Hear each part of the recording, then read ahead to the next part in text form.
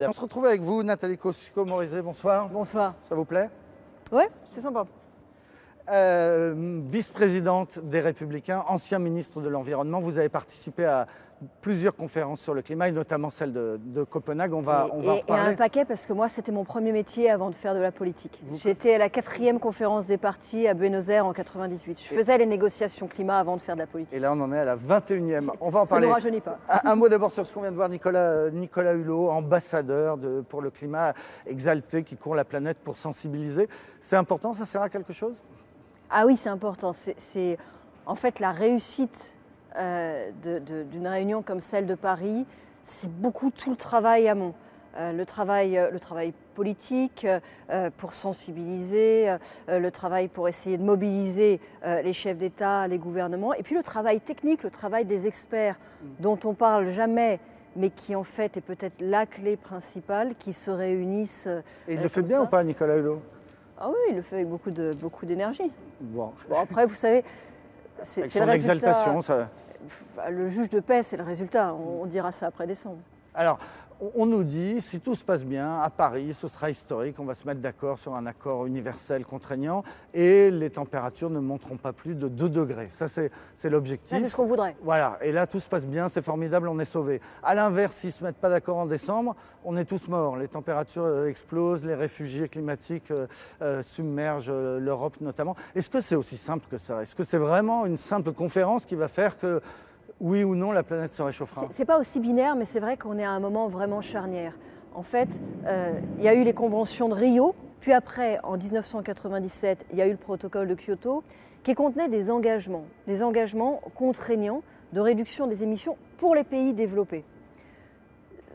Le résultat a été mitigé, c'est-à-dire qu'un certain nombre les ont tenus, comme l'Union européenne et la France, et puis il y a des États qui ne les ont pas tenus parmi les pays développés. Et puis de toute façon, ça ne concernait que les pays développés.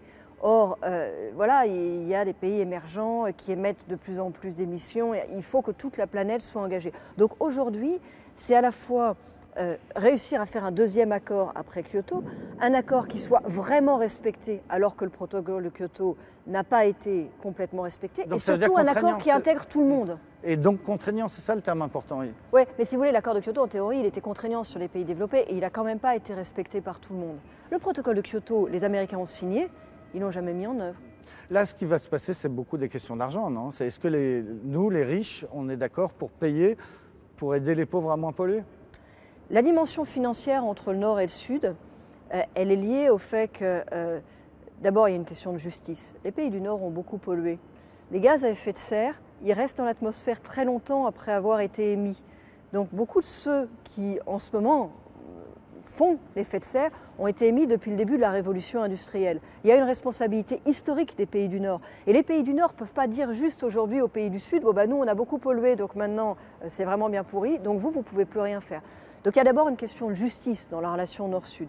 Après, il y a une question d'efficacité. Ça ne sert à rien que les pays du Nord fassent beaucoup d'efforts si les pays émergents, eux, émettent de plus en plus. Et l'idéal serait qu'ils passent tout de suite à un mode de développement propre. On a parfois des présidents comme ça qui sont très écolos à un moment, parce que peut-être c'est leur intérêt, peut-être c'est une sincérité à ce moment-là, mais puis qui changent d'avis. On l'a vu sur la centrale de Fessenheim, ou Sarkozy, quand il lance le Grenelle de l'environnement, puis après il va voir les agriculteurs et leur dit l'écologie, ça commence à bien faire. C'est quoi pour les hommes politiques de ce niveau-là, l'écologie? Vous savez, l'écologie, c'est un sujet qui en fait est ingrat politiquement. Pourquoi c'est ingrat? Parce que ça porte des résultats dans la durée seulement, parce que c'est dur, il faut changer les habitudes, il faut lutter contre un certain nombre d'intérêts, donc il peut y avoir la tentation des uns ou des autres à un moment de renoncer. Mais on ne peut pas renoncer, mais il ne faut pas renoncer. Il faut rester fermement ancré sur ses convictions parce que oui, c'est dur, mais c'est quand même le grand enjeu du XXIe siècle. Sinon, on va dans le mur.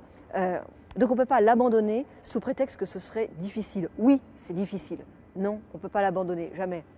Merci beaucoup, Nathalie Kosciusko-Morizet, ancienne ministre de l'écologie.